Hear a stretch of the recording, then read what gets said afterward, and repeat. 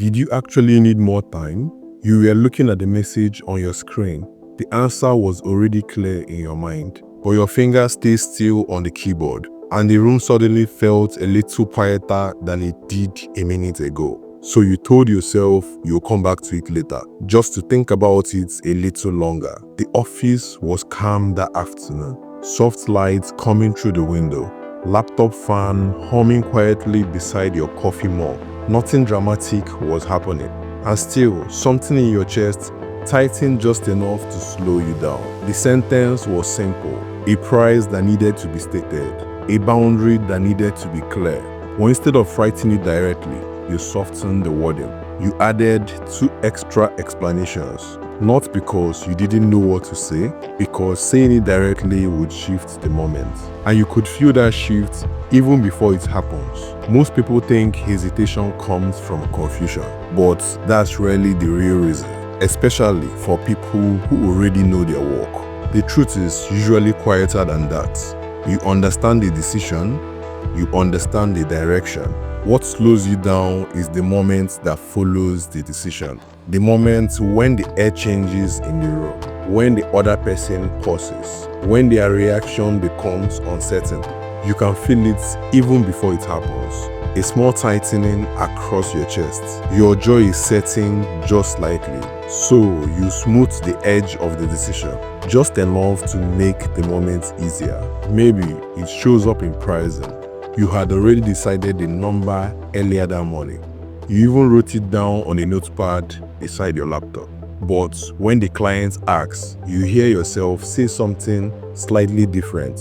A number that feels safer. You add a quick explanation. You talk about wanting to be flexible. You mention that you're happy to work something out. The conversation continues, but something small has already shifted. Or maybe it happens with your team.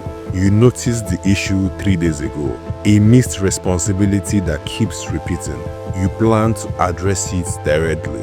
Clear, simple, calm.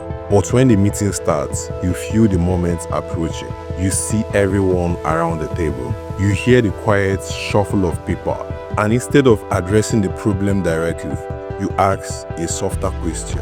Is everyone feeling good about the process lately? The conversation drifts for 10 minutes. The real sentence never arrives. Later that night, you replay it. You're driving home with the radio low, street lights sliding across the windshield, and the original sentence finally comes back into your mind. The one you almost said. The one that would have taken 8 seconds, maybe 10. You repeat it quietly in the car as if the conversation is still happening. You know the feeling, the moment already passed, but your mind keeps returning to it. Another version shows up in messages. You type the direct sentence, then you pause. Your cursor blinks at the end of the line. You reread the message. Your shoulders lift slightly. You delete one phrase. Then another. The final message still says something, but it's no longer exactly what you meant. The moment has been softened again. If you look closely, these moments share the same pattern. They don't feel dramatic when they happen. They feel reasonable, even thoughtful. You tell yourself you're being considerate. You tell yourself you're giving the situation room to breathe. You tell yourself that the timing might be better later. But something else is happening underneath that reason, and it's easier to see when you replay the moments together. The client conversation, the team meeting, the message you rewrote 3 times before sending. None of those decisions were about information. You already knew what needed to happen. What you were protecting is the moment of discomfort that comes right after the decision has been spoken. That short stretch of silence, the reaction you can't control, that's the part we quietly move away from. Once you see it, the pattern becomes difficult to ignore because it appears in places that seem unrelated at first. You delay sending a message until tomorrow morning. You extend the deadline that didn't actually need extending. You schedule another call instead of finishing the decision today. Each moment feels small, but they don't stay small. They begin to shape the environment around you. The first place it shows up is revenue. not suddenly, slowly. When pricing becomes softer in a new conversation, the immediate result feels harmless. A deal still closes, money still comes in, but 6 months later, the pattern becomes visible. Your calendar fills with work that demands more energy than the price supports. Margins quietly narrow, nothing looks broken, but the drift has already started. The second place it appears is inside the team. People rarely respond to what leaders say. They respond to what leaders repeatedly allow. If a correction gets softened once, it seems polite. If it gets softened again next week, something new starts forming. 6 months later, the team calibrates around that softness. Standards slowly lower to match the tone of the room, not intentionally, just naturally. The market begins to notice next, not in words, in behavior. Clients test the edges of your decisions. They ask for adjustments. They ask for extensions. They ask for exceptions. And each request arrives gently, but the pattern grows. 6 months later, negotiations takes longer. Every agreement requires more explanation. The original clarity that once moved conversations starts fading. Decision speed slows after that. At first, it's subtle, just an extra day before responding. Then it becomes a week. Then another conversation.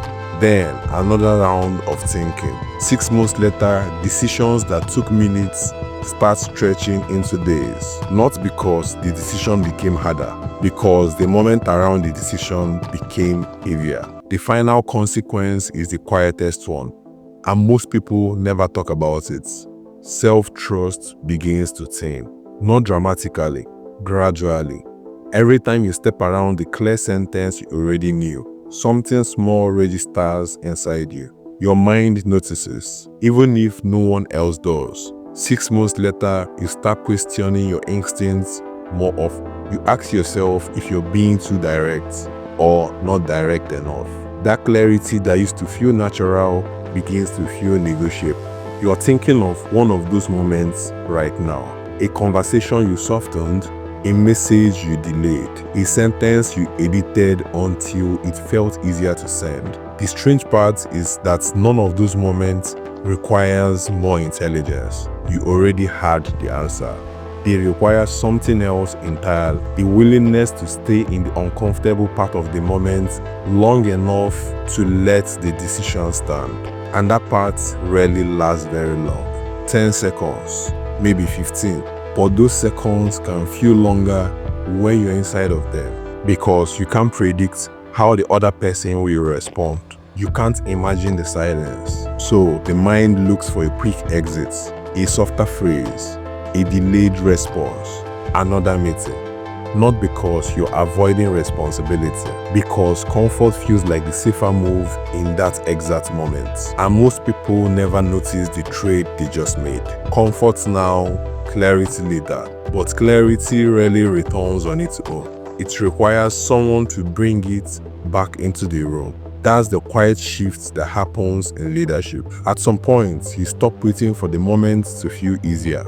We begin to allow the moment to feel exactly the way it does. The tight chest, the brief silence, the uncertain reaction. None of those things means the decision was wrong. They only mean the moment is real. Responsibility begins right there, not in knowing the correct decision, but in letting the decision stand even when the room becomes slightly uncomfortable. There are always two parts in those moments. They look familiar at first, but over time, they lead to very different places. One part protects comfort. You soften the sentence, you buy more time, you let the moment pass quietly. The other part holds the decision steady. You say the clear sentence, you allow the silence, you let the moment settle.